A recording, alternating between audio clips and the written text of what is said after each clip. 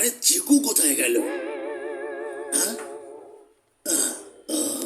উপরে গিয়ে বান্টির খবর নিয়ে আসি। বান্টি উঠো। কি হচ্ছে?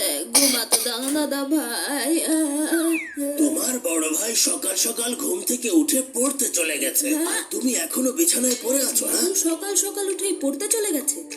ইম্পসিবল। ও নিশ্চয়ই ওর ফ্রেন্ডদের সাথে ক্রিকেট খেলতে গিয়েছে। বান্টি তুমি জলদি লিভিং রুমে এসো, আমরা এখন এক্সারসাইজ করব।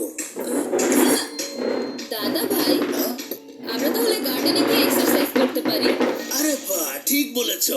আমাদের সময় আমরা লিভিং রুমের এসির মধ্যে বসে না, গার্ডেনের খোলামেলা ফুরফুরে বাতাসে এক্সারসাইজ করতাম। এখন তুমি দেখতে পাবে চিকু, কিভাবে দাদা ভাইকে দিয়ে তোমার উইকেট উড়িয়ে দেব। আজকের আবহাওয়া খুবই সুন্দর, ভালোই হয়েছে তুমি গার্ডেনে আসার সাজেশন দিয়েছো বান্টি। আজকে আমরা মন খুলে এক্সারসাইজ করব, তুমি কি বলো মরফি?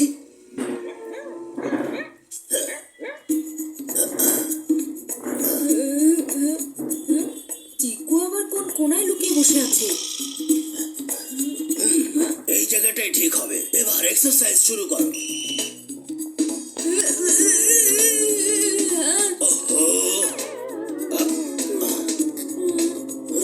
জানি না এই চিকুকে খুঁজতে আরো কত কসরত করতে হবে আমার। ঠিক করে করো বান্টি।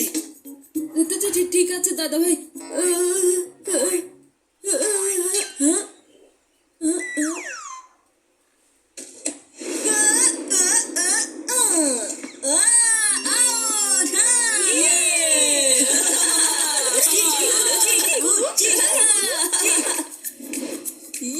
চিকু ভাইয়াকে ধরে ফেলেছি।